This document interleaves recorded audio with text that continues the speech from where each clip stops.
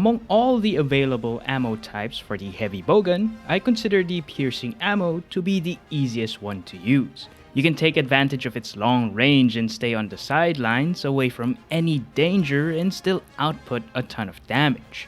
All you need to do is tap and hold, reload when you're out of bullets, and swipe to dodge attacks. Easy enough, just make sure to stay within critical distance. So gear up, cause in this video we'll be taking a look at 3 pierce builds for the heavy bowgun. We'll be taking a look at a water build, an ice build, and the last one will be a black diablos raw build. Starting off with the water build, we're going to use the Mizutsune Heavy bowgun. This weapon has become one of my favorite water elemental weapons, and now I kind of feel bad for investing my Mizutsune plates on the dual blades. Well, I don't take it back, I regret it. There's a difference. I kinda regret it because this heavy bowgun outputs insane burst damage using its piercing and slicing ammo, and the positive affinity it has is such a great bonus. Now, when crafting a build for any heavy bowgun, we first have to take a look at its ammo types, their recoil, and reload speeds. For the Mizutsune Heavy bowgun, both of its ammo types have very slow reload speeds. So, to speed it up, we will equip the Coral Puke waist and the Azure Rathalos legs to get recoil down 1 and reload speed 3. These 2 armor pieces will be a staple in any heavy bowgun build. For the rest of the armor slots, we will equip water attack armor pieces. We will equip the Mizutsune helm, the Juratorus mail, and vambraces to get water attack 5. If you don't have the Azure Rathalos legs, don't worry. You can swap out the Jura vambraces for the Legiana vambraces to still get reload speed 3. Then you'll have to equip the Jagras legs to still get water attack 5. We just swapped around a few armor pieces, but in the end, we still get the same results. Overall, this build has reload speed 3, recoil down 1, and water attack 5. Reload speed 3 will address the very slow reload of both ammo types, and recoil down 1 will limit the knockback of the piercing ammo.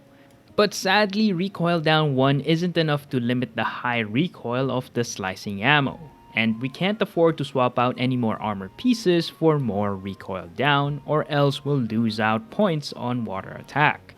Personally, the high recoil of the slicing ammo isn't too bad, but of course, to further improve the build, we can drift smelt 1 additional point of water attack, so we can swap out the Jura mail for the Paolumu chest with recoil down 2. With this, we will get recoil down 3 and now limit the high recoil of the slicing ammo. Now this build is very powerful, and I was able to take down a 9-star Basarius easily with just a grade 7 weapon, showcasing just how good Pierce is. Now, for the ice build, I want to focus on the barrioth heavy bowgun and its very unique stats.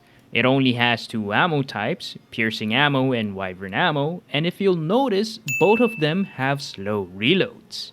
Usually, piercing ammos have very slow reload speeds, and because of this, we're forced to equip reload speed 3. But the barrioth heavy bowgun is unique in a way that it has a piercing ammo with a slow reload. That means we can get away with only reload speed 2, freeing us up to equip more ice attack armor pieces. For recoil, we only need recoil down 1 for the piercing ammo's average recoil, and wyvern ammo isn't affected by recoil down skills anyways. So with these stats, we can make a build with only recoil down 1, reload speed 2, and maximize the rest with ice attack 5. For this build, we will equip the Banbaro helm for recoil down 1, the Azure Rathalos legs for reload speed 2, and for ice attack 5, we will equip the barrioth chest, the barrioth vambraces, and the Legiana waist. This build wouldn't be possible if we needed to have reload speed 3. Like for the Legiana Heavy bowgun with its very slow reload speeds, we would have to swap out the headpiece for the Kushala helm with reload speed 1. We would still have Ice Attack 5 and a bonus Frostwind skill, but we would have to sacrifice recoil down. So it's a good thing we don't need reload speed 3. Now my only problem with the barrioth heavy bowgun is that Pierce and Wyvern aren't exactly the perfect combination.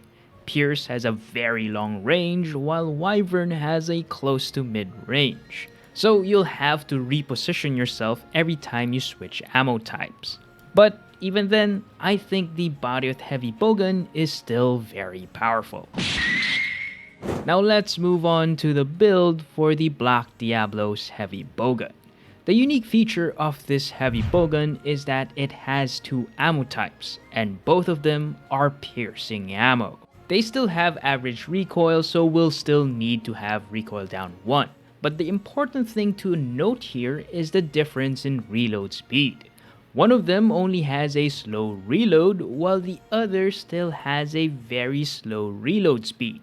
So in the end, we'll still need to have reload speed 3. So for this build, we have to equip the staple Coral Puke waist and the Azure Rathalos legs to get recoil down 1 and reload speed 3. The damage numbers when using this heavy bowgun may seem small at first, that's why the rest of the armor pieces will be used for damage skills. We will equip the Zinogre helm and the Rathian Vambraces for burst 3.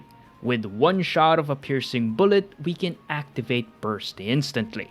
But we also have to consider that the Black Diablos heavy bowgun may have very high raw, but it also has a big chunky negative affinity. So for that, we need to equip the Odogaron Mail to get crit eye 2.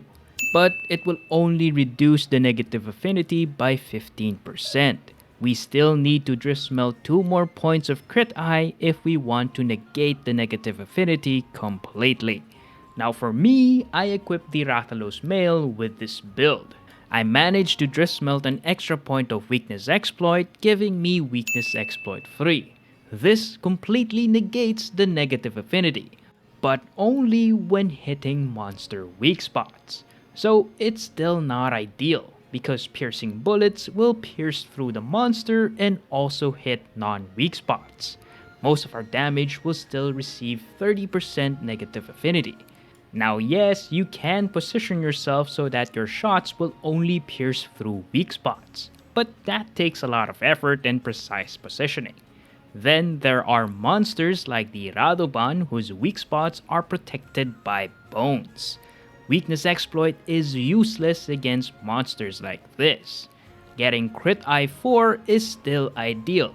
It will negate all negative affinity even when hitting non-weak spots. But again, it will take more effort.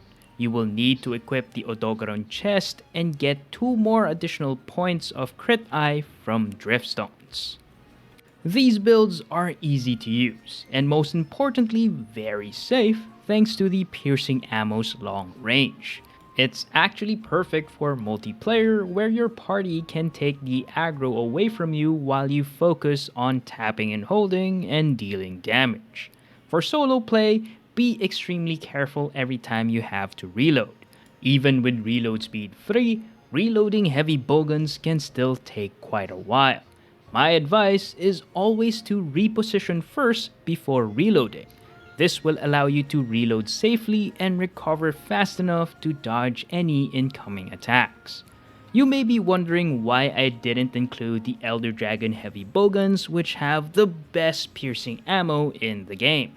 But they also have stickies and cluster ammos. They are very complicated weapons to use, and they will require a separate dedicated video on their own.